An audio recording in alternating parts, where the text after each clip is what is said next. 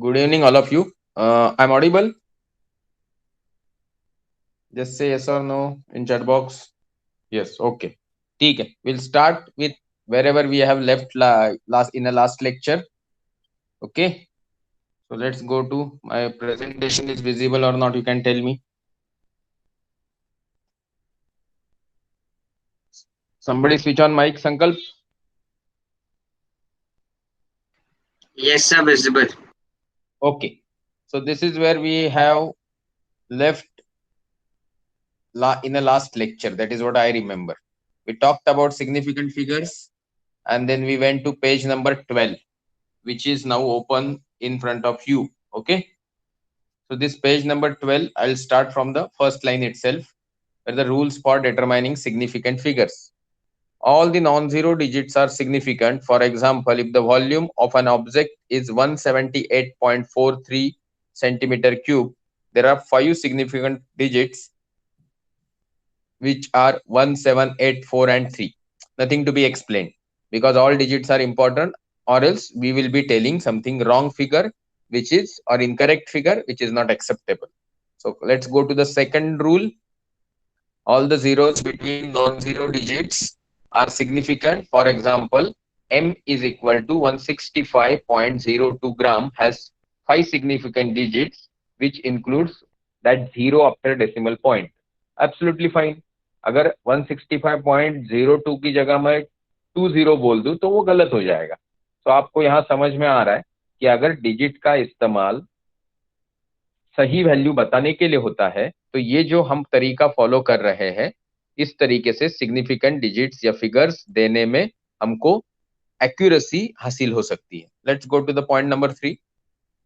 If the number is less than 1, the zero or zeros on the right of the decimal point and to the left of the first non-zero digit are not significant. अभी पहली बार हम क्या non significant है वो बात कर रहे हैं और बोल रहे कि भाई लेफ्ट में डेसिमल पॉइंट के और जो एक सही डिजिट्स है नॉन जीरो उनके पहले जितने जीरो है वो सिग्निफिकेंट नहीं है. सही बात है क्या? यस. 0.001405 को अगर मैं 1405 लिखूं तो भी कोई गलती नहीं है. क्यों? क्योंकि यहां मैंने अगर 1405 लिखना है 0.001405 की जगह, तो मुझे डेसिमल पॉइंट 6 प्लेसेस शिफ्ट करना है. तो 6 प्लेसेस शिफ्ट करने के लिए मैं ऐसे भी लिख सकता हूं, जैसे यहां मैं आपके लिए थोड़ा लिख देता हूं. Suppose I want to write anything with a shift of a decimal point 1 in a right. तो मैं लिखूंगा 10 raised to minus 6. अगर 6 शिफ्ट करूँ तो अगर मुझे एक डिजिट शिफ्ट करना है तो that divided by 1 implies 1 into 10 raised to minus 1. ये चीज आप समझे होंगे, ये मैं पकड़ के चल रहा हूं. तो ये आपका अंडरस्टैंडिंग अगर है shifting of the decimal point का, तो मुझे इसमें ज्यादा बात करने की जरूरत नहीं है. Now come to the fourth. The zeros on the right hand side of the last non-zero numbers are significant, but for this the number must be written with a decimal point. जैसे हमने लिख दिया 1.500 और 1.01500 have both four significant figures, each 1500 and other 0.0150. On the contrary, if the measurement yields length L given as L is equal to 125 meter, which is happen to be 12,500 centimeter, which is happening to be 1,25,000 millimeter. It has only 3 significant digit with the again same explanation. क्या explanation है कि मैं 125 को centimetre में लिखने वक्त 125 के ऊपर 2 जीरो देता हूं तो मैं उसको 125 इंटू 10⁻² लिख सकता हूं. मिलीमीटर के टाइम पे 125 इंटू 10⁻³ लिख सकता हूं. और इसी चीज के कारण सिग्निफिकेंट डिजिट्स जो है वो एक्चुअल आंकड़े 5 होने के बावजूद भी 3 पे ही आके रुकते हैं. Why this is required? This is required to reduce space in writing and so many other factors which we'll be considering when we will be going for complicated calculation. जहां पे हमको जवाब आएगा 17.438926, तो हम 17.438 तक ही उसको कंसिडर करेंगे, और 17.438 को 8 के कारण हम 3 को 5 कर देंगे, 4 कर देंगे, और 17 पॉइंट जो 43 था वो 44 हो जाएगा। अभी ये सारी चीजें आपको समझ में आती है, इसलिए ज्यादा वक्त नहीं वेस्ट करेंगे। To avoid the ambiguities in determining the number of significant figures, it is necessary to report every measurement in a scientific notations, that is power to the 10. जो चीज मैंने 3 और 4 को एप्लीकेबल बताई, वो power of the 10 are now mentioned here by using the concept order of magnitude. तो order of magnitude में 10⁻²2 लिखूंगा तो ऑर्डर ऑफ मैग्नीट्यूड हो गया 2। 10⁻n लिखूंगा तो ऑर्डर ऑफ मैग्नीट्यूड हो गया n। मैग्नीट्यूड मैं आगे पढ़ रहा हूँ। The magnitude of any physical quantity can be expressed as a into 10⁻n, where a is a number। जो नंबर हमने पीछे जाएंगे तो यहाँ लिखा था, देखिए एक L इज इक्वल टू 125, फिर 1200, 12,500, फिर 12,000, 1,25,000। तो ये वो नंबर है, और जैसे इसको मल्टीप्लाई करके मैं इस नंबर की जगह पे a इंटू 10 समथिंग लिखता हूं। तो जैसे मैं 120 यही नंबर को सेंटीमीटर में ही लिखना है तो मैं लिखूंगा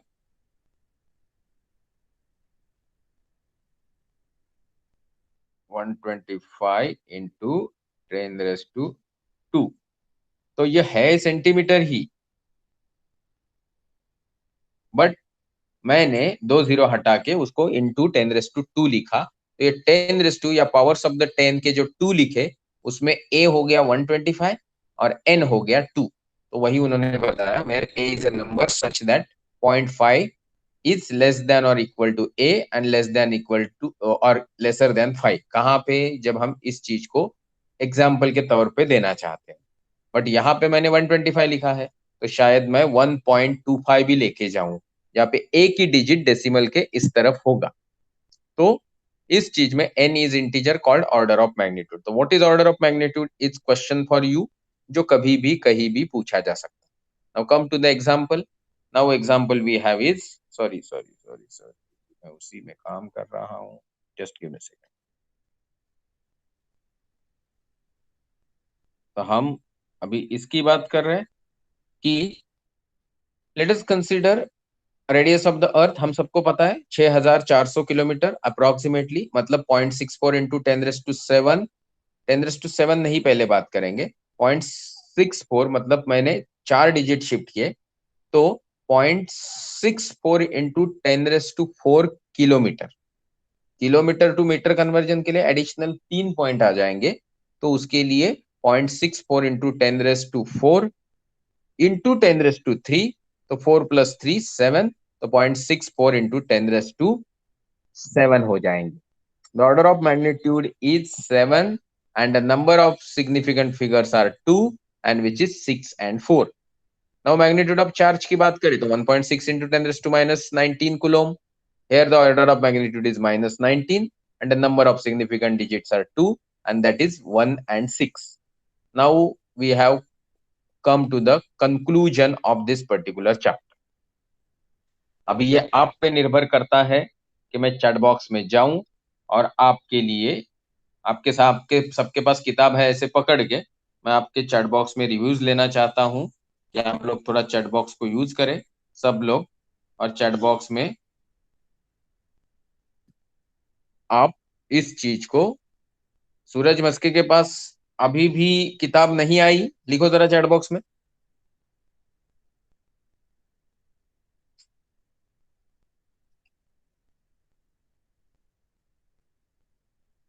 है ना? तो तुम मेरे से क्यों एक्सपेक्ट कर रहे हो? सब कुछ टीचर ही करेगा क्या सूरज? यू एक्सपेक्ट कि मैं ही किताब को हॉरिजॉन्टल करूं, फिर आपका चैट बॉक्स भी देखूं, फिर सब कुछ करूं? मैं जहां रहता हूं उस कंडीशन में आप नहीं रह रहे हो, गांव में। आपको ये सब चीज जो मिल रहा है उसमें आप थोड़ा एडजस्ट करना सीख लो। नहीं होता है तो भाई आप अपना रास्ता नाप सकते हो। ओके, सिंपल चीज है, आपके घर पे किताब है, किताब खोल के बैठो सिस्टम या मोबाइल के सामने। आपको खुद को पढ़ना है, बट मैं आपके लिए इसलिए पढ़ता हूँ क्योंकि आज मेरा नेटवर्क ठीक है, तो उसमें ज्यादा वक्त जाया ना हो और एक्सप्लेनेशन आपको अच्छे से मिले। तो get habitual to be little sincere and little hard working.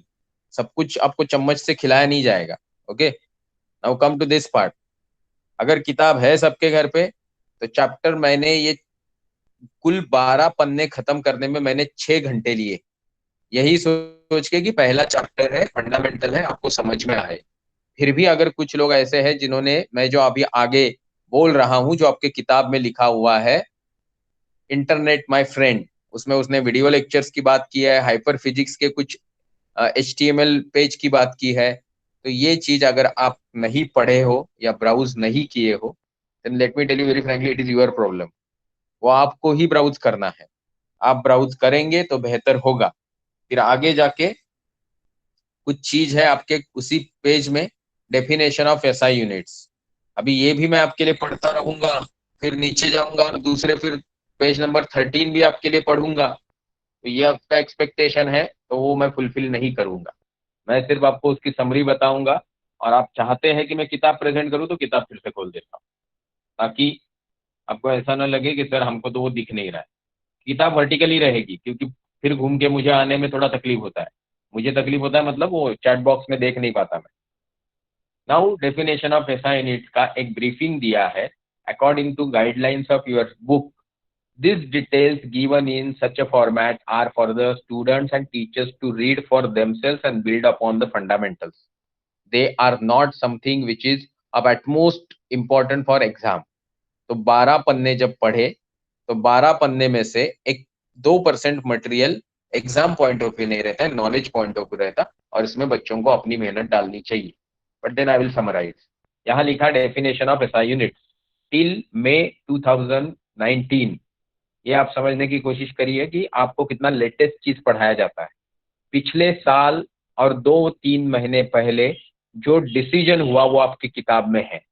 ये दुनिया में कहीं नहीं हो रहा था अब तक, अभी अभी होने लगा इंटरनेट के चलते। क्या बताया गया कि भाई ये जो 1 किलो का मास का प्रोटोटाइप सिलेंडर कंट्रोल कंडीशन में, टेम्परेचर प्रेशर में, पेरिस में रखा गया था, रिगरस मेटिकुलस एक्सपेरिमेंटेशन के बाद पता चला कि ये किलोग्राम जो है ये कोर्स ऑफ टाइम के साथ चेंज होता है। तो भाई there is some necessity to standardize कि जो चेंज ना हो, ऐसे चेंज होते रहेगा और 1 लाख साल बाद अगर 1 किलो 900 ग्राम या 1 किलो 100 ग्राम हो जाएगा तो दैट इज नॉट एक्सेप्टेबल। तो इसलिए उन्होंने नवंबर 2018 की 26 general conference for the weights and measurement, अभी आपको ये पढ़ के हैरानी होगी, फिर से लिखा है general conference on weights and measures, जबकि शॉर्ट फॉर्म ले लिखा है CGPM। अभी कौन मुझे चैट बॉक्स में बताएगा कि what is long form of the CGPM? बताइए जरा, चैट बॉक्स देखूं जरा मैं, कौन पढ़ता पढ़ता है घर पे बैठ के। मैं मीटिंग में हूं कि नहीं?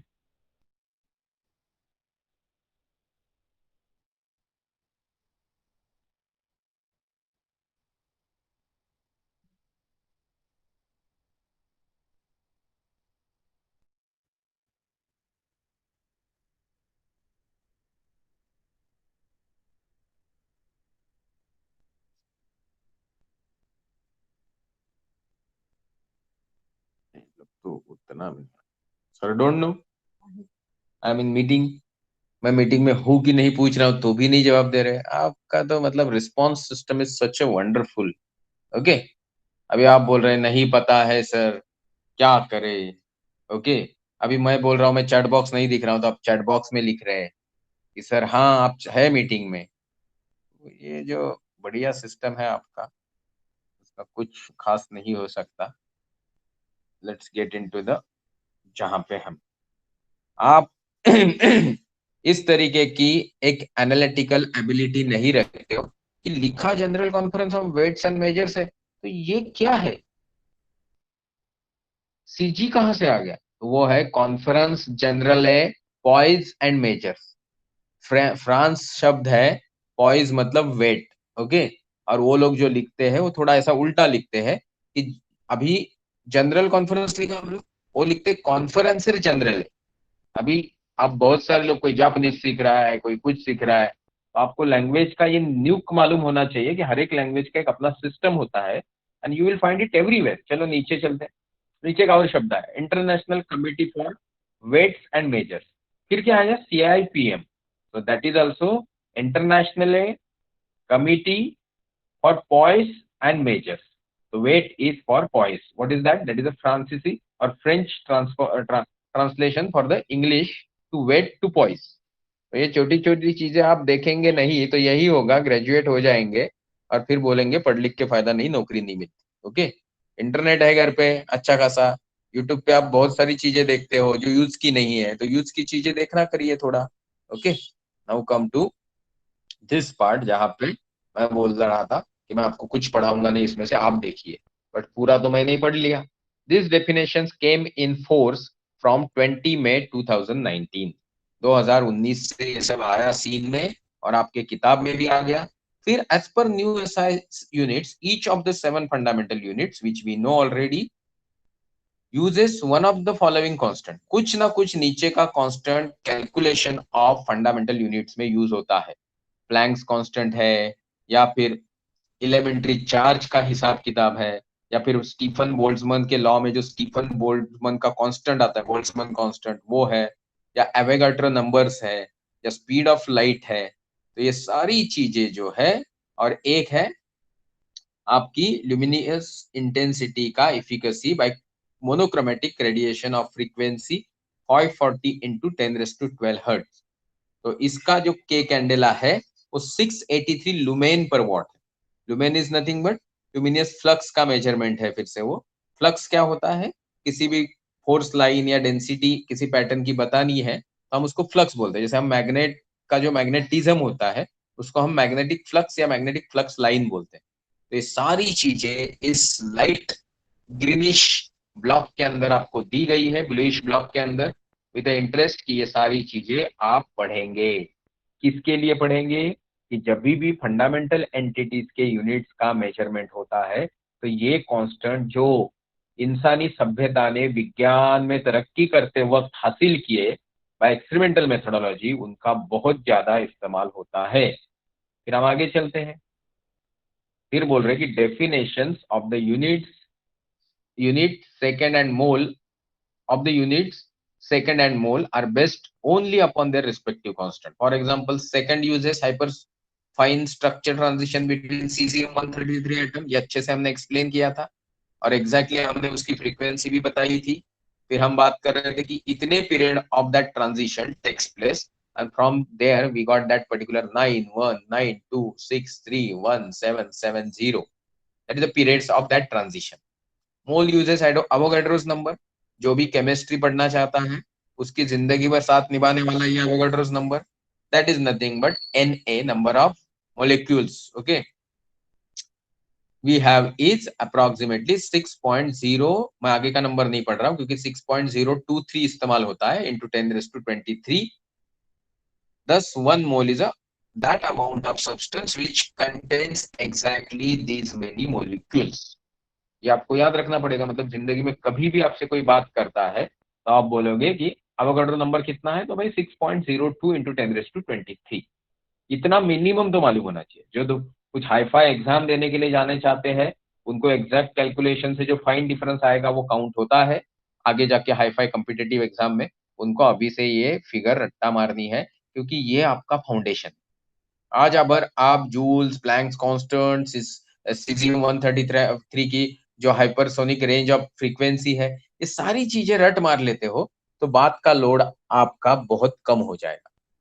Definition of all other fundamental units use one constant each and at least one another fundamental unit। For example, meter makes use of speed of light in a vacuum as a constant and second as a fundamental unit। Thus, meter is defined as a distance traveled by the light in a vacuum exactly in a 1 by 299792458 seconds। एक second के इतनेवें हिस्से में जितना light travel करती है वो distance 1 metre होता है। मेरे ख्याल से सारी चीजें हम तीसरी बार एक्सप्लेन कर रहे हैं। अभी इंपॉर्टेंट चीज आ गई। फिगर ए को न्यू एसआई सिस्टम को गौर से देखिए। अभी इमीडिएटली मैं शिफ्ट कर रहा हूं और आपको figure B old SI system दिखा रहा हूं। आप बोलोगे इसमें क्या है। अभी मुझे स्क्रीन छोटा करना पड़ेगा क्योंकि मुझे दोनों दिखानी है। दोनों देखने के बाद आपको समझ में आएगा कि यहाँ उन्होंने पूछा है कुछ। तो द एरोज यहाँ भी कुछ लिखा है, the figure shows dependency of various units upon their respective constants and other units wherever used. The arrows arriving, मतलब arrows arriving at that unit refers to the constant and the fundamental unit for defining that unit. The arrows going away from that unit indicates other units which use this particular thing. यहाँ क्या बताने की कोशिश हो रही है, m का calculation करना है तो c और s की जरूरत है। c is velocity of light, s is the seconds fundamental unit of time measurement। अगर m का कोई इस्तेमाल करता है तो वो k है, वो CD है, और कोई निकला क्या KG है, और कोई निकला क्या नहीं, अभी फिलहाल तो M से 3 निकले। मतलब K की बात करें, क्या है K इज नथिंग बट आपका केल्विन है। उसके कैलकुलेशन में क्या क्या लगता है, उसके कैलकुलेशन में मास मतलब यूनिट पे डिपेंडेंसी है, फिर सेकंड पे डिपेंडेंसी है, फिर केजी पे डिपेंडेंसी है, फिर उसकी किसी पे डिपेंडेंसी नहीं, हाँ केबी पे, जो हम बाद में देखेंगे कहां से आया। अभी इसी तरीके से यहाँ पे डिपेंडेंसी दिखाई गई नए सिस्टम में। पुराने सिस्टम की डिपेंडेंसी एम की देखो, सी पे है, एस पे है। अभी यहाँ ए है, ए इज एम्पियर, ओके। अभी एम्पियर है, फिर हम लोग नीचे जाएंगे तो के किसी चीज पे डिपेंडेंट नहीं है, सिर्फ टी पे डिपेंडेंट है, और बाकी किसी का कनेक्शन नहीं था। मतलब ओल्ड एसआई सिस्टम और न्यू एसआई सिस्टम में जो बदलाव आया वो हमको और एक्यूरेसी की तरफ लेके गया। यही चीज यहाँ डिटेल में लिखी गई है, पढ़ देता हूं जो आपको एक्चुअली पढ़ना चाहिए था। ओके, तो क्या लिखा गया, for example as describe above in figure A, जो मैंने आपको दिखा दी थी। Figure B, sorry, figure A1, the arrow directed to meter are from second and C. So arrows going away from meter are indicate that the meter is used in defining kilogram, candela and Kelvin. The newly defined unit kilogram uses Planck constant, the meter and the second, while the kilogram itself is used in defining Kelvin and candela. This definition relates the kilogram to equivalent mass of energy of a photon given its frequency via Planck's constant. Figure A refers to new definitions, while figure B refers to corresponding definitions before 20 May 2019. Interested students may compare them to know which direct definitions are modified and how. मैंने कुछ चीजें तो आपको बता दी, आप भी इसको compare करिए। आप बोलेंगे जो जरूरत नहीं उसको क्यों बार बार पढ़ने का। एक्चुअली ये है कि एग्जाम पॉइंट ऑफ व्यू किताब की 60-70% चीजें जरूरी ही नहीं होती। ओके, लोगों को नया नुस्खा मालूम हो गया है, जो कोचिंग क्लास वाले भी सिखाते हैं कि मार्क्स कैसे लाने हैं, बट मार्क्स और नॉलेज के बीच में एक super fine difference initial period में रहता है, जो आगे जाके इतना बड़ा खाई बन जाता है कि लोग ग्रेजुएट हो जाते हैं 80-85% रहते हैं, बट जिंदगी भर तनख्वाह रहती है 10-20 हजार। बट ऐसे कितने लोग होते हैं कि जो प्रैक्टिकल होते हैं, तो मार्क्स रहते हैं 70 to 80 के रेंज में, बट आगे जाके वो इंडस्ट्री खोलते हैं और ऐसे कई 10-20 हजार वाले नौकरी पे रख देते हैं। तो आपको सोचना है कि जिंदगी में करना क्या है या नहीं करना।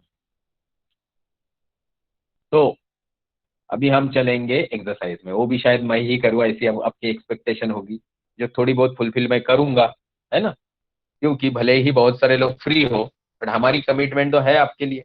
तो चलो let's get into very important thing, कि ये जो चूज द करेक्ट ऑप्शन ये क्या है। अभी इधर एक डायमेंशन दिया है फार्मूला, और बोला कि नीचे वाले किसका है, कुछ नहीं करना है।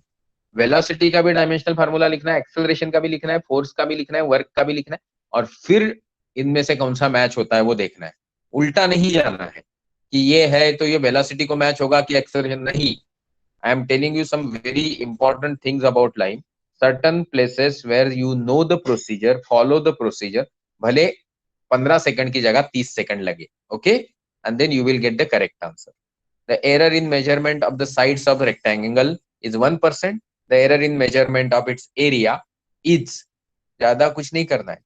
रेक्टेंगल की साइड्स मल्टीप्लीकेशन करके एरिया आता है, तो मल्टीप्लीकेशन में किस तरीके से एरर का कैलकुलेशन होता है ये आपको मैंने सिखाया। तो यहाँ बाकायदा 1% किसमें आया, लंबाई में, 1% किसमें आया, विड्थ में। इस तरीके से वो इस्तेमाल करना है और एरिया के हिसाब में वो कितना आया वो ढूंढना है। अभी नीचे एक और चीज आया, light is unit of what. अभी light year is a unit of time mass luminous index, तो ये तो कौन बनेगा करोड़पति जैसा सवाल हो गया। आपको मालूम है लाइट ईयर का ल्यूमिनेसिटी के साथ कोई संबंध नहीं, आपको मालूम है लाइट ईयर का किसी भी कंडीशन में मास के साथ कोई संबंध नहीं, फिर बचा डिस्टेंस और टाइम। तो लाइट ईयर है तो आपको ऐसे लगेगा ईयर मतलब टाइम हो गया, साल होता है, महीना होता है, ऐसा कुछ नहीं है। लाइट ईयर अगर दो तारों के बीच का अंतर है तो तारों के बीच का अंतर टाइम नहीं होता है, डिस्टेंस होता है, मतलब लाइट ईयर इज डिस्टेंस। ये मैं जो फिलोसॉफी बता रहा हूं या आपको आगे जाके अगर आप इस फील्ड में नहीं भी हो तो भी लॉजिकल एप्टीट्यूड जैसी एग्जाम में भविष्य में काम आएगी। वहां सिर्फ इतना सिंपल सवाल नहीं पूछा जाएगा, वहां पे कैलकुलेशन करके यूनिट रहेंगे जो डिस्टेंस के किलोमीटर वाले रहेंगे या टाइम के सेकंड और ईयर वाले रहेंगे, थोड़ा कंफ्यूजन बढ़ जाएगा, बट फंडामेंटल स्ट्रांग है तो आपको तकलीफ नहीं होगी। चलते हैं आगे। विच of the following is not fundamental unit, कोई बहुत बड़ी चीज नहीं है, आप ही ढूंढ लोगे, ठीक है। आंसर द फॉलोइंग क्वेश्चंस में star A is farther than star B, which star will have large parallels. ये तो आपको मैंने बताया था कि जैसे आप दूर जाओगे तो क्या कम होगा और क्या कम होने से क्या मेजरमेंट में तकलीफ होगी और क्या मेजरमेंट में तकलीफ होगी तो उसकी वजह से एक्यूरेसी अफेक्ट होगा। तो ये सारी चीजें पढ़ाई गई है, इसमें मुझे जाने की जरूरत नहीं है। नाउ प्रॉब्लम्स में थोड़ा चलता हूँ ताकि प्रॉब्लम्स में जिनको टेंशन आता है द मास, मैं जा रहा हूँ टॉप में आपके, इधर तक मैंने ये खत्म कर लिया, ऐसे पकड़ रहा हूँ और मैं आ रहा हूँ solve numerical example. Masses of two bodies are measured to be 15.7 plus or minus 0.2 kg and 27.3 plus or minus 0.3 kg. What is the total mass of the two and the error in it? क्या है ये? Addition वाला है, तो ये masses addition होंगे। वही नीचे जाओगे तो प्रॉब्लम 2 में डिस्टेंस ट्रेवल्ड की बात कर रहा है, टाइम दिया है और एस दिया मतलब डिस्टेंस दिया, व्हाट इज द स्पीड, तो speed is nothing distance by time, तो यहाँ रेशो आ गया। तो यहाँ की रिलेटिव एरर का फार्मूला अलग रहेगा और प्रॉब्लम नंबर 1 की रिलेटिव एरर का फार्मूला अलग रहेगा, वो आपको इस्तेमाल करना है। अभी हम आ गए लास्ट पेज पे। लास्ट पेज वाले तो थोड़े टफ एग्जांपल्स रहेंगे, वो टफ एग्जांपल को आपको दिमाग लगाना है। फिर कोई बच्चा मुझे ये सवाल पूछ सकता है कि सर ये सब चीज में कहीं ना कहीं बहुत ज्यादा वर्कलोड हो जाता है। I was telling about the Q U general conference on weights and measures, Samir Mufi. अच्छा अच्छा अच्छा अच्छा, दैट इज फाइन संकल्प। मैं बाहर एक बार चला जाता हूँ ना तो मैं देख नहीं पाता। एनीवे, फिर आपने किसी सी के बारे में जिक्र किया, वो सी कौन सा है, तो अभी उसमें पीछे नहीं जाएंगे, कर लीजिए। जो डाउट्स होंगे वो बाद में सर स्पेसिफिकली मंगलम सर या शंकर सर आपकी एक लेक्चर लेंगे, जब आप ठीक से हमको व्हाट्सअप करके पेंडिंग सारे सवाल अच्छे से लिख के भेजेंगे तो we will answer that, you don't have to bother. पहले अभी इसका जवाब देता हूँ कि यहाँ बहुत सारे सवाल है जो आपको करने हैं कि नहीं, इसका जवाब है it is totally up to you. Homework है, गूगल क्लासरूम में अपलोड करना है नहीं करना है तो हमने तो उसकी प्रावधान ही नहीं की है ताकि किसी को तकलीफ ना हो, बट जिस चीज में आपको तकलीफ हुई उस चीज को आप सॉल्व करके कर सकते हो। If anybody is very specific कि नहीं सर मुझे तो गूगल क्लासरूम में होमवर्क ये सारा सॉल्व करके अपलोड करने में इंटरेस्ट है, then I will be the happiest person, मैं आपको गूगल क्लासरूम में ऐड कर दूंगा। नहीं हुए हैं तो वहां एक होमवर्क अपलोड कर दूंगा कि एक्सरसाइज सो एंड सो आप कर लीजिए। एक्सरसाइज 1 है ना ये एक तरीके से, चैप्टर 1 की, तो इसको कर लीजिए आप अच्छे से, वक्त निकाल के थोड़ा थोड़ा उसको अपलोड कर लीजिए। ओके, आज हम इसमें ज्यादा जाएंगे नहीं क्योंकि आधा घंटा वैसे ही गया है हमारा, और हम अभी चल रहे हैं। फिर भी संकल्प पूछ लो माइक ऑन करके, तुम्हारा क्वेश्चन नहीं समझ रहा है, इतना एम्बिगुअस सवाल नहीं पूछा जाता है, पूछिए। Sir, no, I was giving the answer. You got the message late. That is fine, किसका आंसर दे रहे थे आप? अच्छा अच्छा, ओके First, ओके, अच्छा अच्छा, ठीक है। 3, चूज करेक्ट ऑप्शन 3 का light year is the unit of distance, C दे रहे थे आप, वही बोल रहे थे ना, ठीक है ठीक है, नो प्रॉब्लम नो प्रॉब्लम। तो जिनको रुचि है इंटरेस्ट है वो प्लीज ये एक्सरसाइज कंप्लीट करिए, नो जबरदस्ती। Now we are going to something called chapter 2। आप बोलेंगे इतनी जल्दी चैप्टर 2 चालू करना है? चालू इसलिए करना है क्योंकि बीच बीच में आपको थोड़ा ब्रेक भी मिलेगा। बीच में अगर मैं कहीं, हाँ बोलिए। लाईट आहे, मला वाटलं तिकडच्या शेवटी केलंस काय? हेलो, माइक बंद करो संकल्प, सब पूरा घर का भाषण इधर सुनाई दे रहा है। अभी हम चल रहे हैं मैथमेटिकल मेथड्स में। ये चैप्टर भी थोड़ा इंपॉर्टेंट है, थोड़ा कम इंपॉर्टेंट है, क्योंकि शुरुआत में इन्होंने बहुत थ्योरी पार्ट डाला है। I just want you to start with the theory part. मैं थोड़ा रीड कर देता हूँ। मैथमेटिकल मेथड्स बोले हैं, ज्यादा कुछ नहीं है, आपने पढ़ा होगा, इंग्लिश मीडियम के सारे बच्चे हो तो you know what is scalar, what is vector, what is vector analysis, जैसे डायमेंशनल एनालिसिस किया, what is resultant vector, what is unit vector, how it is represented, what is IJK। नहीं मालूम है तो यहाँ वो अगले आधे घंटे में सब पता होने वाला, तो थोड़ा पढ़ लेते हैं। और जैसे हमारे लिए आज्ञा की थी माननीय सूरज मस्के जी ने, तो उसको रोटेट भी कर देते। तो सूरज मस्के जी अभी हमने रोटेट कर दिया, अभी आप पढ़िए। चलो सूरज पढ़ो।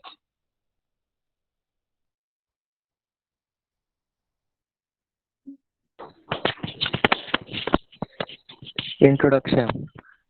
You will need certain hello mathematical hello tools. Hello hello Suraj, आप इतने दिन से क्लास अटेंड कर रहे हो, मैं टीचर होने के बावजूद भी चैप्टर के नाम से शुरू करता हूँ। तुम लोग का तरीका ही थोड़ा इनसिंसियर होगा, then you will suffer lot in your life. चलो आप माइक मत ऑन करो, मैं ही पढ़ लेता हूँ, ठीक है। Second chapter mathematical methods. Can you recall? Don't forget this, can you recall is very important because it keeps you connected to the past whatever you learn about that subject. Physics आपने physics में ही पढ़ा नहीं होगा, science में पढ़ा होगा, कहीं और ज्योग्राफी में पढ़ा होगा, कहीं शायद इंग्लिश के सब्जेक्ट में पढ़ा होगा। तो what is difference between scalar and vector? The simple difference is one needs magnitude for representation, other needs magnitude and direction. अभी ये मैं कब पढ़ा? ये मैं पढ़ा हूं आज से 20 साल पहले, बट फिर भी मुझे याद है। That is why they always say can you recall. जिसकी आप अहमियत या इसको आप इंपॉर्टेंस नहीं दोगे, then probably you will be good learned man, but आगे जाके आप कभी जिंदगी में जिसको पढ़ाने जाओगे तो he will not enjoy your teaching. First first दौड़ोगे ना कंटेंट से, खुद एंजॉय नहीं करोगे, सामने वाले को भी एंजॉय नहीं करने दोगे। तो which of the following are scalars और vectors? Displacement, distance travelled, velocity, speed, force, work done, energy. वैसे जवाब तो यहाँ आपको आपसे मुझे मांगना चाहिए, बट नहीं जाऊंगा क्योंकि आप सबको मालूम है कि ये सारी चीजों में 80% चीजें आर वेक्टर्स। क्यों? क्योंकि उसके अंदर एक फंडामेंटल एंटिटी है जो वेक्टर है। और अगर मैं डिस्टेंस ट्रैवल की बात करूं तो शायद मैंने डिस्टेंस 3 किलोमीटर में गया, तो जरूरी नहीं है क्योंकि मैं सिर्फ डिस्टेंस की बात कर रहा हूं, बट वही डिस्टेंस को अगर मैं डिस्प्लेसमेंट बोलूं तो डिस्प्लेसमेंट मेरे बॉल का, मेरे पत्थर का, मेरे प्रोजेक्टाइल का, मेरे मिसाइल का कौन से डायरेक्शन में हुआ ये इंपॉर्टेंट है, तो इमीडिएटली इट बिकम्स वेक्टर। जबकि दोनों चीजें डिस्टेंस ही दर्शा रही है, बट एक हो गई वेक्टर, एक हो गई स्केलर। ये चीज बहुत जरूरी है जो आपको समझ में आना चाहिए। मुझे आप लोगों से एक रिक्वेस्ट भी करनी थी, मतलब रिक्वेस्ट नहीं है, सजेशन है कि आप लोग बहुत सारे जैसे मेरे जैसे गांव में रहते हो, तो कुछ लोगों को ना ये लेक्चर हुआ, आधा सुना ही पड़ा, आधा नहीं पड़ा। तो आपको ना ये वीडियोस जो हम यूट्यूब पे आपके लिए अपलोड कर रहे हैं उसको ब्राउज कर लेना चाहिए, तो आपका कुछ भी चीज मिस नहीं होगा। क्योंकि जब मेरे यहाँ नेटवर्क अच्छा है तो obviously it will get recorded very nicely, तो उसका आपको फायदा मिल सकता है, ऐसा मुझे लगता है। So let us go into now where Suraj was about to start. Introduction. You will need certain mathematical tools to understand the topic covered in this book. Vector analysis and elementary calculus are two among these. You will learn calculus in detail in mathematics in 12th. In this chapter, we are going to learn about vector analysis and we'll have preliminary introduction to calculus, which should be sufficient for you to understand the physics that you will learn in this book. बोला calculus पढ़ेंगे आप, vector analysis पढ़ेंगे, vector analysis अभी पढ़ा देंगे, calculus थोड़ा पढ़ाएंगे, बाद में 12वीं में पढ़ लेना। कैलकुलस इज नथिंग, जो आप लिमिट से लेके डेरिवेटिव से लेके इंटीग्रेशन से लेके डिफरेंशियल इक्वेशन पढ़ने वाले हो, ये सारी चीजें कैलकुलस में आती है और मैथमेटिक्स का one of the best part है। ये सारी चीजें फिजिक्स में, इंजीनियरिंग में, साइंस में इतनी यूज होती है कि आज मैं बोलूँ कि LHC मतलब लाइट हाइड्रोजन कोलाइडर हो, या जहाँ पे हाइड्रोजन बॉम्ब का फंडामेंटल यूज करके फ्यूजन रिएक्टर बनाया जा रहा है फ्रांस में, तो ये सारी चीज के पीछे एक होता है साइंस, दूसरा होता है मैथमेटिक्स, जिसमें बहुत सारा कैलकुलस होता है। और इन सबको आजकल साथ में एकत्रित करके, इस्तेमाल करके उसके रिजल्ट देने का काम करता है कंप्यूटर। तो सुपर कंप्यूटर की जरूरत पड़ती है। मतलब इतनी 3 लाइनें में जो बोला, जिस बच्चे को अच्छे से समझ में आया, तो अगर उसको जाके भविष्य में टेक्निकल चीजों पे काम करना है, तो उसको सिर्फ ये 3 लाइन को पकड़ के जिंदगी की राह गूगल पे ढूंढनी है और डिग्री स्कूल कॉलेज से लेनी है। बट वो आप लोगों से होता नहीं है, and that is why you keep running behind some hi fi school, colleges, courses. आजकल कोचिंग क्लास में 10वीं का फीस 2 लाख रुपया है, और यहाँ पे लोगों का सिंसियरिटी कम है क्योंकि वो लोग फीस नहीं दे रहे। Vector analysis, in the previous chapter you have studied different aspects of physical quantities like their division into fundamental, derived units and their units and dimensions. सब पढ़ लिया है, नहीं जाएंगे फिर से ज्यादा डिटेल में। You also need to understand that all physical quantities may not be fully described by their magnitudes and units alone. For example, if you are given the time for which a man has walked for a certain speed, you can find the distance traveled by man, which is scalar quantity, but you cannot find out where exactly man has reached unless you know the direction in which the man has walked or traveled. That makes that particular thing become a vector quantity. Therefore, you can say that some physical quantities, which are called scalars, can be described with a magnitude alone, whereas some other physical quantities, which are vectors, called need to be described with a magnitude as well as direction. दोनों definition आ गई, underline करके किताब में लिख दीजिए और exam में भी लिख दीजिए। In the above example, the distance traveled by the man is a scalar quantity, while the final position of man relative to his initial position, that is his displacement, can be described by magnitude and direction and is a vector quantity. In this chapter, you will study different aspects of vector and scalar quantities. Okay, so now let's get into the scalar part. Physical quantities which can be completely described by their magnitude are called scalars. That is, they are specified by number and a unit. For example, when we say that a given metal rod has length of 2 meter, it indicates that a rod is 2 times longer than a certain standard unit meter. Thus, the number 2 is a magnitude and meter is a unit. अब तक ये हम चौथी बार पढ़ रहे हैं कि जब मैं 2 मीटर बोलता हूं तो 2 उसका मैग्नीट्यूड है, कितने टाइम्स वो ओरिजिनल मीटर से है, तो भाई दो गुना। बट मीटर क्या है? एक फंडामेंटल एंटिटी जो लाइट ट्रैवल करती है 1 डिवाइडेड बाय 2997 इतने हिस्सा इतने में हिस्से में सेकंड के। तो ये चीज मैं बार बार इसलिए दोहरा रहा हूं कि आपको एक ही चीज आपके किताबों में अप टू 12th 3-4 बार पढ़ाई जाती है ताकि वो आपके दिमाग में फिट हो जाए, because those are the fundamentals on which you will be building the practical part of your future profession. Thus, the number 2 is magnitude, meter is a unit. Together, they give us complete idea about the length of rod. Thus, length is a scalar quantity. Similarly, mass, time, temperature, density, etc. are examples of scalars. Scalars can be added or subtracted by rules of a simple algebra. Abhi vectors, physical quantities which need magnitude as well as direction for their complete description are called vectors. Example of vectors are displacement, velocity, force. Displacement की बात हमने की, displacement ही divided by time is a velocity. तो displacement खुद vector है, तो velocity तो वेक्टर बननी है। Force is nothing but mass into acceleration. Mass का कोई संबंध नहीं वेक्टर के साथ, बट एक्सेलरेशन के अंदर छुपा हुई है वेलोसिटी। तो जब वेलोसिटी एक्सेलरेशन के अंदर छुपी हुई है, तो वेलोसिटी अगर वेक्टर है तो एक्सेलरेशन भी वेक्टर है, मतलब फोर्स भी वेक्टर है। इतनी आसान चीजें हैं स्केलर और वेक्टर को आइडेंटिफाई करने में। Vector can be represented by directed line segment और बाय एन एरो।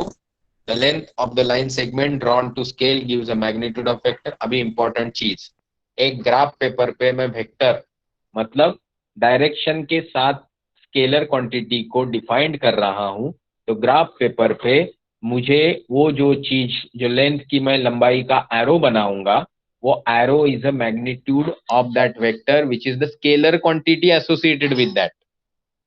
एरो की दिशा will be my vector sign. ये चीज आपको समझ में आ गई तो सोचिए, displacement of a body from P to Q can be represented as P to arrow Q, where the starting point is P called the tail and the end point Q, arrowhead is called the head of the vector. Symbolically we can write it as PQ bar. Okay, ऊपर जो arrow बनाया उसको बार बोला जाता है, PQ vector भी बोला जाता है।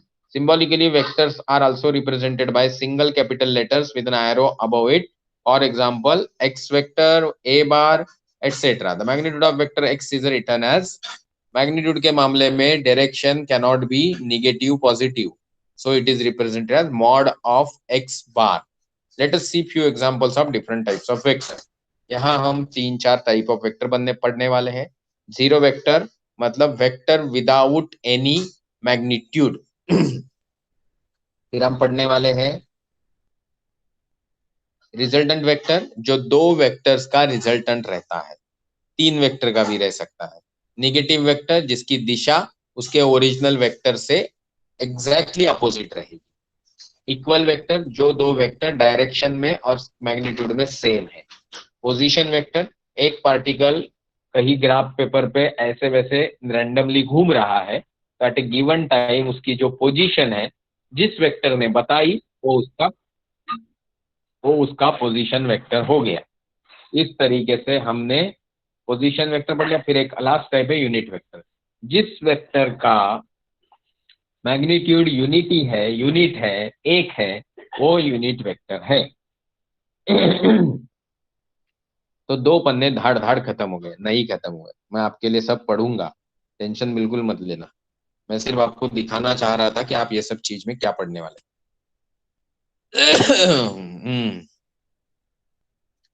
जीरो वेक्टर और नल वेक्टर दोनों भी टर्मिनोलॉजीज पक्का याद रखना। Vector having zero magnitude is with a particular direction, direction तो चाहिए, वेक्टर है। जीरो मैग्नीट्यूड आ गई तो जीरो वेक्टर हो गई, 1 मैग्नीट्यूड आ गई तो यूनिट वेक्टर हो गई। आप समझ रहे हैं ना बात को? वो तो particular arbitrary direction is called zero vector. Symbolically it is represented as 0 bar, 0 vector, whatever it is.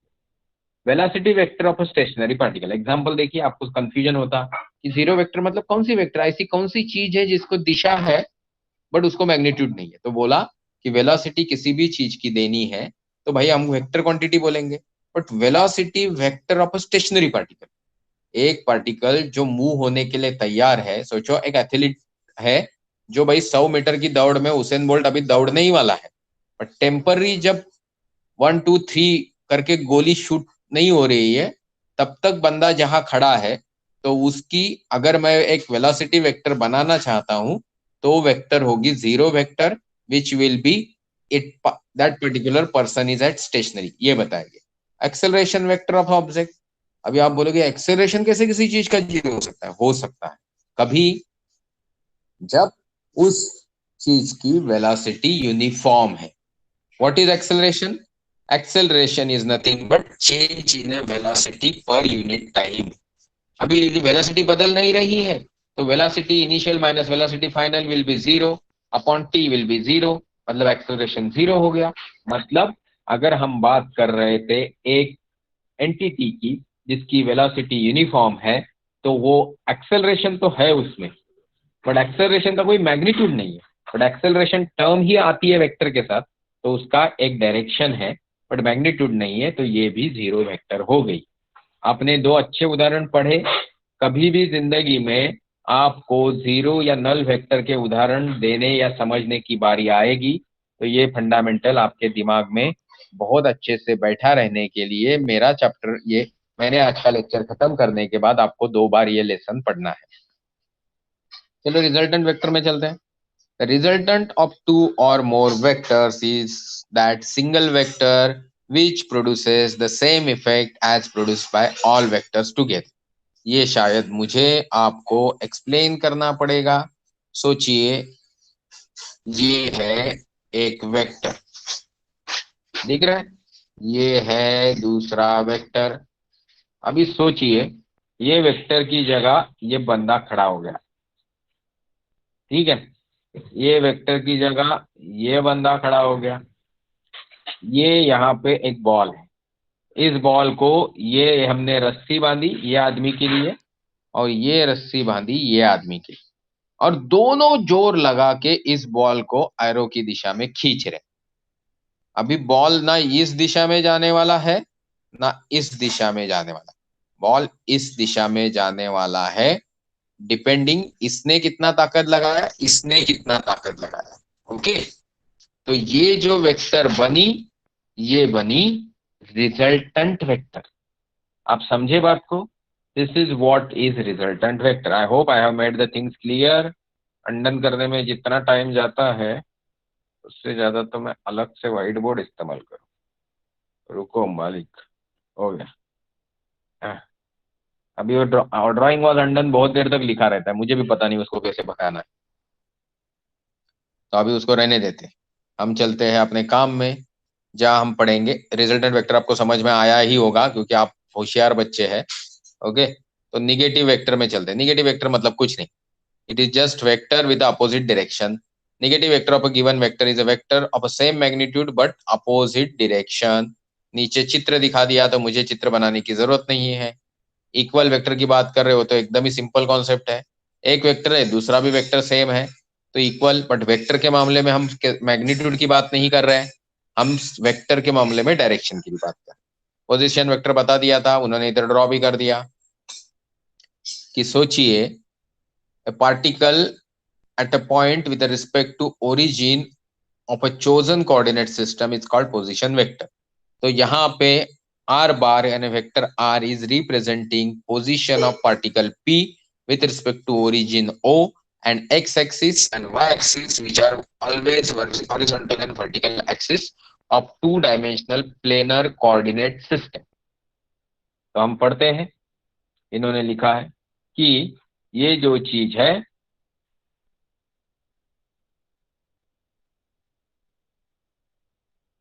ये यूनिट नहीं पोजीशन वेक्टर फिगर 2.3 में OP is a position vector of particle present at P. अभी unit vector में आते हैं, थोड़ा complicated चीज है, आपको ध्यान देना चाहिए। Vector having unit magnitude in a given direction is called unit vector. Simple चीज है। If m bar is a non-zero vector, that is its magnitude m is equal to modulus of m bar is not zero, the unit vector along m bar is written as u cap m and is given by vector m, or m bar is nothing but magnitude m into unit vector of m। मतलब u cap subscription उसका जो है वो है, subscript जो है m है। आप बोलोगे ये है क्या? ये झंझट ये है कि आप इस तरीके से स्केलर और वेक्टर का मल्टीप्लिकेशन दिखा के वेक्टर क्वांटिटी दिखा सकते हो, जिसमें आप जब चाहो मैग्नीट्यूड यानी स्केलर पार्ट को अलग कर सकते हो और वेक्टर पार्ट को अलग कर सकते हो, जो एक यूनिट वेक्टर दिखाएगा, जो दिखाने के लिए कोई मैग्नीट्यूड नहीं दिखाएगा बट डायरेक्शन दिखाएगा, जो अहम हिस्सा होता है वेक्टर क्वांटिटी के रिप्रेजेंटेशन का। ये आपको आज महसूस नहीं होगा, जब आप ग्राफिकल रिप्रेजेंटेशन इन चीजों का करोगे आपको समझ में आएगा। सो आगे जाके मैथमेटिकल इटरेशन से उन्होंने यूनिट वेक्टर का हिसाब लगाया, जो बोला कि vector m divided by scalar m is nothing but unit vector m। Hence, u cap m, which is a unit vector, has magnitude unity and has the same direction of that vector m. We use I cap, j cap, k cap respectively as a unit vectors along the x, y, z directions. जिंदगी भर याद रखना है, कौन सी भी exam में पूछेंगे कि आई कैप क्या होता है, तो भाई एक्स एक्सिस के डायरेक्शन वाला यूनिट वेक्टर है, वाई के डायरेक्शन में जे होता है, जेड के डायरेक्शन में के होता है। दुनिया भर के प्रॉब्लम आप इसके ऊपर करने वाले हो, बट गलती से किसी ने मैथमेटिक्स छोड़ दिया और आगे जाके कोई छोटी मोटी एप्टीट्यूड की एग्जाम दे रहे हो जिसमें इस तरीके का उदाहरण आए तो आपको याद रखना है. So unit vectors along the xyz directions of a rectangular coordinate system, three-dimensional.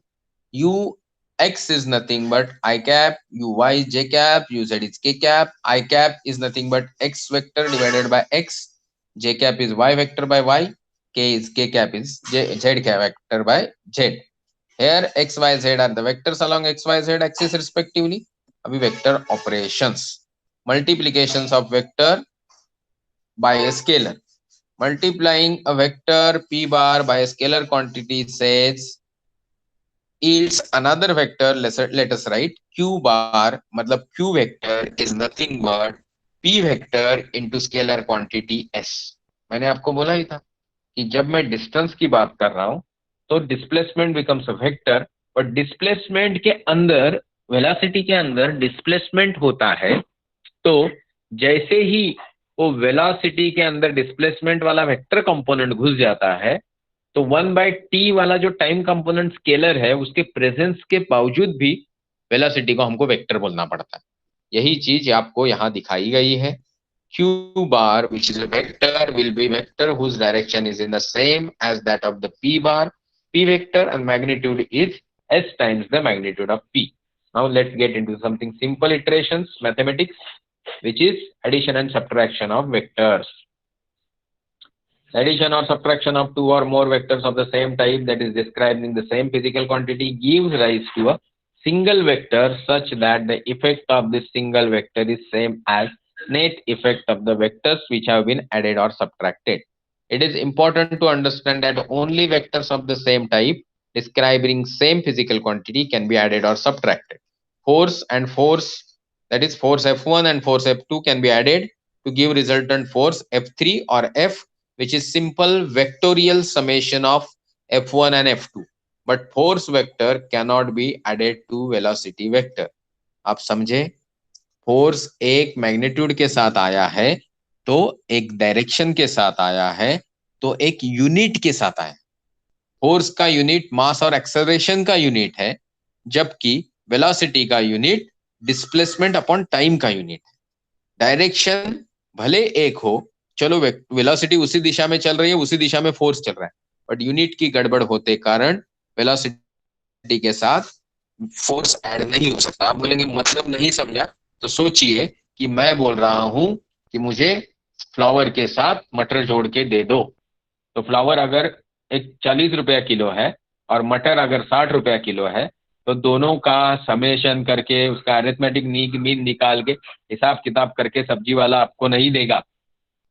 वैसे ही यहाँ पे भी कॉम्प्लिकेटेड तरीके से एक स्पेसिफिक एग्जाम के लिए एडिशन सब्ट्रैक्शन हो सकता है, बट ये कॉम्प्लिकेशन ना करने की सलाह इसलिए है क्योंकि इस तरीके से चीजें कॉम्प्लिकेटेड और इनकरेक्ट हो जाएंगी. It is easy to find. आपको मैं हर पैराग्राफ पढ़ के पैराग्राफ के सेंटेंस का मतलब इसलिए नहीं बता रहा हूं क्योंकि वो आपको समझ में आ रहा होगा. It is easy to find addition of vectors A B and B C having the same or opposite direction but different magnitudes if individual vectors are parallel, that is in same direction. हम same direction की बात कर रहे हैं, फिर भी हमने वो थोड़ी देर पहले अपोजिट डायरेक्शन की बात की. इधर शब्द लिखा है ना अपोजिट डायरेक्शन. क्यों बात कर रहे हैं ऐसे? क्योंकि they are talking about the plane. एक प्लेन में वो चीजें है, अपोजिट डायरेक्शन में है, एक प्लेन में नहीं है, तो सेम डायरेक्शन में है बट पैरेलल है, in parallel plane, then only the resultant will be same. It can be added और सब्ट्रैक्टेड. नहीं तो क्या होगा, कोई तो लॉ अप्लाई करना पड़ेगा, जैसे लॉ ऑफ पैरेललोग्राम, नहीं तो कैलकुलेशन संभव नहीं है. ये आपको आगे समझ में आएगा. If the individual vectors are parallel the magnitude of the resultant is addition of individual vector. जैसे A B and B C is nothing but A B plus B C which is equal to A C. उन्होंने hopefully हमको उदाहरण दिया होगा, दिया. A B बोला, फिर B C बोला, तो 5 और 7 ऐड कर दिए मैग्नीट्यूड के, तो 12 हो गए. डायरेक्शन कौन सी होगी? डायरेक्शन भी वही होगी जो ए बी और बी सी की होगी, और ए बी और बी सी एक ही डायरेक्शन में जा रहे थे, तो रिजल्टेंट ए सी का डायरेक्शन वही हुआ और मैग्नीट्यूड दोनों का समेशन. आप बोलोगे कैसे सर इसको प्रैक्टिकली समझे? सिंपल. आप सोचिए, आप एक बॉल को धक्का मार रहे थे तो वो 5 मीटर मूव होने वाला था। अभी इतने में आपके घर के फैमिली मेंबर भी जुड़ गए, चलो आपकी सिस्टर आपके साथ आ गई और आप दोनों ने मिलके उसको धक्का मारा, तो एडिशनल 7 मीटर गया वो। तो 5 + 7 मीटर बॉल एक ही दिशा में गया, तो यू नो कि बॉल 12 मीटर गया। यहाँ हमने सेंटीमीटर यूनिट लिखा है। ओके, पढ़ लेते। Direction of resultant is same as that of the individual vector shown in figure 2.4a, मैंने दिखाया आपको। However, if the individual vectors are anti-parallel, मतलब अपोजिट डायरेक्शन में होता, झगड़ा हो गया आपका आपके सिस्टर के साथ और आप बॉल को भगा रहे हो लेफ्ट में, तो वो 5 मीटर गया। सिस्टर बड़ी है तो उन्होंने ज्यादा ताकत लगाई, तो अभी बॉल 5 मीटर की जगह 7 मीटर लेफ्ट में गया, राइट में गया। तो लेफ्ट की तरफ जो आपने उसको 5 मीटर भगाया था, उसमें से 7 मीटर सब्ट्रैक्ट करने हैं, मतलब एक्चुअली ओरिजिनल पोजीशन से 2 मीटर वो राइट में गया। तो अपोजिट साइड में जाने के बाद मैग्नीट्यूड का सब्ट्रैक्शन होता है if it is same plane with opposite direction. Okay, तो this is what I am trying to tell. Okay, तो ये यहाँ पे हमने समझा। अभी मुझे घड़ी देखने दो। अरे घड़ी का समय तो समाप्त होने आ गया। रुकिए, हम इसको ट्रायंगल लॉ को समझ लें फिर आगे बढ़े। ट्रायंगल लॉ को खत्म करके पैरेललोग्राम में बाद में आएंगे। चाहिए इफ यू आर ओके तो जरा ओके भी के बोला करिए मालिक चैट बॉक्स में, मैं तो मैं ही बोले जा रहा हूँ। सूरज मस्के फटाफट होके आया, समीर वो भी लेफ्ट, उसका बहुत नेटवर्क का प्रॉब्लम है। चलो, संकल्प आर्या का भी होके आया, संकल्प का भी होके आया। चलो we will finish that part. Screen दिख रहा है ऐसे मैं पकड़ लेता हूँ, नहीं है तो नहीं दिख रहा है तो माइक ऑन करके मुझे बताइए, दिख रहा है तो बोलने की जरूरत नहीं। ट्रायंगल लॉ ऑफ वेक्टर्स मैंने जैसे बात की थी, चलो सीधा ट्रायंगल पे ही आते हैं। सोचिए यहाँ पे क्यू पी एस वाला ट्रायंगल है। आप बोल रहे हो मैं पी से निकला क्यू की तरफ गया, फिर मैं क्यू से निकला एस की तरफ गया। अभी सोचिए कि पी से क्यू की तरफ संकल्प गया, क्यू से एस की तरफ जाना का काम आर्या को दिया गया। समीर ने दिमाग लगाया, उसने शॉर्टकट निकाला और उसने सीधा पी से एस के बीच में जोड़ लगाया। तो उसको कितना डिस्टेंस ट्रैवल करना पड़ा? कम करना पड़ा। बट कम ट्रैवल करते वक्त वो डेस्टिनेशन एस पे पहुंचा, क्या पहुंचा? मतलब there is always possibility that if we have two vectors they can be summed up in a triangle law in a some way which will give us a resultant of these two vectors which are not unidirectional। एक दिशा में नहीं बात कर रहे अभी, हम दो दिशा में जा रहे। पी क्यू की दिशा अलग है ए वेक्टर की, क्यू आर क्यू एस की दिशा अलग है बी वेक्टर की, और रिजल्टेंट आ रहा है C vector which is P S. तो इसी को हम थ्योरेटिकली पढ़ लेते हैं। When vectors of a given type do not act in the same or opposite direction, the resultant can be determined by using triangle law of vector addition, which is stated as below. If two vectors describing the same physical quantity are represented in magnitude and direction by two sides of a triangle taken in order, order क्या होती है? Sequence. Then their resultant is represented in magnitude direction by third side of the triangle, जो हमने figure में देखा. Drawn in a opposite sense from the starting point of vector to the end point of the vector. सही बात है, हमने जहां से शुरू किया था वहां से जो क्लोज हुआ वहां तक हम पहुंचे। Let A and B two vectors in a plane of a paper as shown in figure 2.5। The sum of this two vectors can be obtained using triangle law as described in figure 2.5, जो हम देख चुके हैं। P Q देखा, R S देखा, जोड़ने के बाद पी क्यू आर एस बना और finally resultant A S sorry P S बना। So we will see that again. So now resultant vector C bar or C vector is A bar plus B bar. We can use triangle law for showing that vector addition is commutative। अभी commutative क्या होती है कि भाई एक दूसरे के साथ उनको किस तरीके से एक सीक्वेंस में जोड़ा जा सकता है। तो लिख भी दिया उन्होंने, for any two vectors P bar और Q bar, P bar plus Q bar is Q bar plus P bar। Okay, figure 2.6a shows addition of two vectors P bar and Q bar in two different ways. Triangle QAB shows P bar plus Q bar is equal to R bar is equal to OB bar. Okay, P bar देखा आपने नीचे figure 2.6a देख रहे हैं आप अच्छे से, क्योंकि उसी का एक्सप्लेनेशन है ये. Shows addition of two vectors P bar and Q bar in two directions. तो P bar है, Q bar है, P bar ऊपर है, Q bar है. अभी हम ट्रायंगल से पैरेललोग्राम में जा रहे हैं. Triangle OAB shows P bar plus Q bar is equal to R bar, which is resultant, which is nothing but OB bar. While triangle OCB में जाएंगे तो it is Q bar plus P bar is equal to R bar, which is OB bar. So P bar plus Q bar is nothing but Q bar plus P bar. आप बोलेंगे ये वही तो लिख रहा है. आपको यहाँ एक इंटरेस्टिंग चीज समझनी होगी. डायरेक्शन का जो सेंस है, लोकेशन का जो सेंस है, उस तरीके से जाएंगे.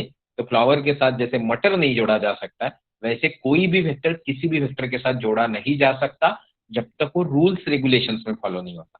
यहाँ हमने पहले नॉर्मल समेशन इस्तेमाल किया और एक ही डायरेक्शन थी तो डायरेक्शन जोड़ दिया, जैसे हमने डिस्टेंस वाला और वो बॉल वाला उदाहरण देखा. ट्रायंगल में आने के बाद हमने इन रूल को फॉलो करना है, जिसको हम कम्यूटेटिव लॉ बोलते हैं. Vector addition is also associative. कैसे? तो बोल रहे ए बार को पकड़िए, बी बार को पकड़िए, सी बार को पकड़िए. तीन वेक्टर है, तीन वेक्टर को उन्होंने दिखा भी दे दिया 2.6 बी में. तो पहले शांति से देखो ए बार कौन सी दिशा में जा रहा है, बी बार कौन सी दिशा में जा रहा है, सी बार कौन सी दिशा में जा रहा है, और उनका रिजल्टेंट क्या बन के आ रहा है. ए बार बी बार का रिजल्टेंट है actually OQ. B bar C bar का रिजल्टेंट है B bar plus C bar, which is PR. But finally A bar plus B bar plus C bar का रिजल्टेंट क्या होगा? R बार.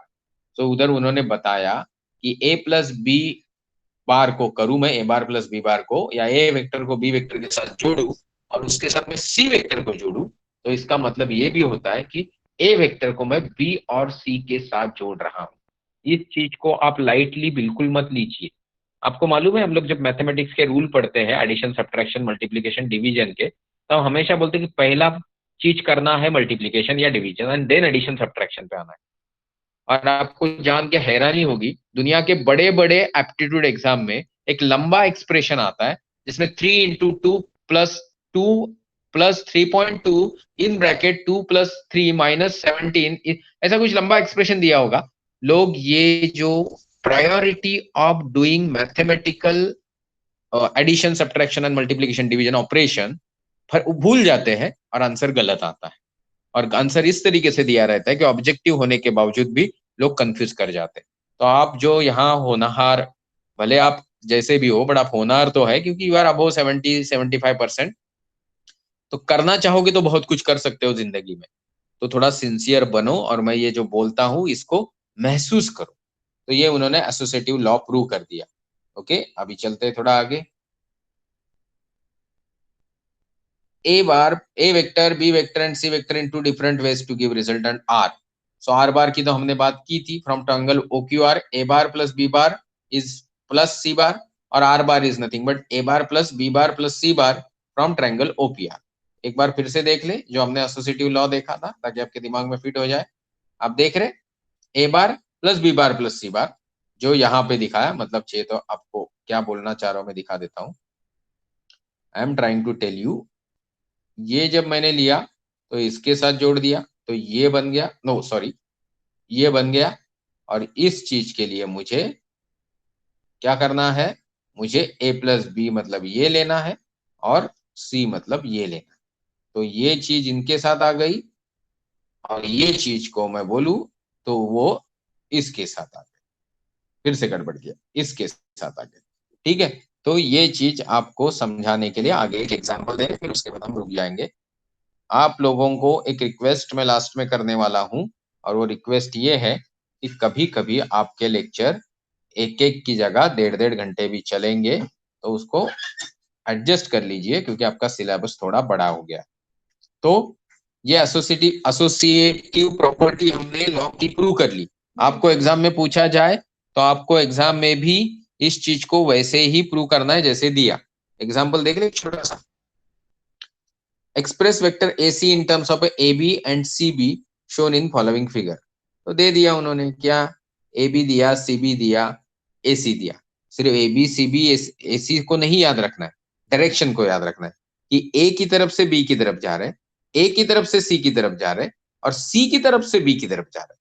तो A C bar that is that vector plus C B vector is equal to A B vector, obvious, therefore AC is equal to AB vector minus CB vector. Okay, तो इन्होंने क्या बोला था, express vector AC in terms of a vector AB and CB shown in following figure। आपको लगेगा ये तो एकदम बचकाना है, बट आपको समझ में आना चाहिए कि इस तरीके से एडिशन सब्ट्रैक्शन वेक्टर्स में होते हैं। तो हमको आगे जाके पैरेललोग्राम लॉ ऑफ वेक्टर्स देखना है, उसके पहले ये जो बीच में छोटे छोटे एग्जाम्पल है आप समझ लीजिए। तो अगर आप ये इसको समझने वाले हो तो अगली बार हम 2.3.4 चालू कर देंगे, नहीं तो आप बोलेंगे तो हम यही से शुरू कर देंगे पेज नंबर 19 के हब से। So thank you very much. कोई क्लास लीव नहीं करेगा, तो कुछ लोग थोड़े ज्यादा ही जल्दी में रहते हैं क्लास लीव करने के।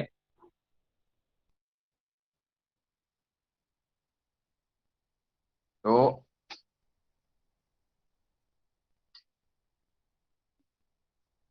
चैट बॉक्स में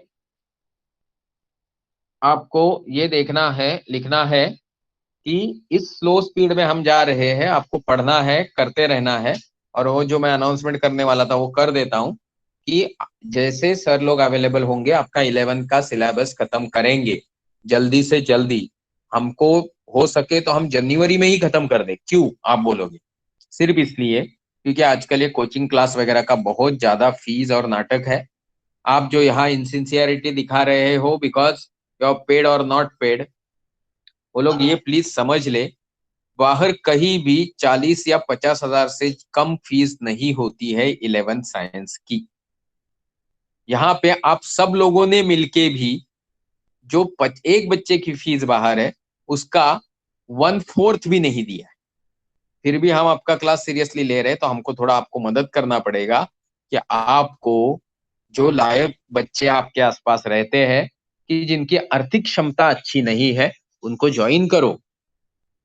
आपका काम हो गया, सूरज का काम हो गया, समीर का काम हो गया, आर्या का काम हो गया, संकल्प का काम हो गया, तो काम हो गया।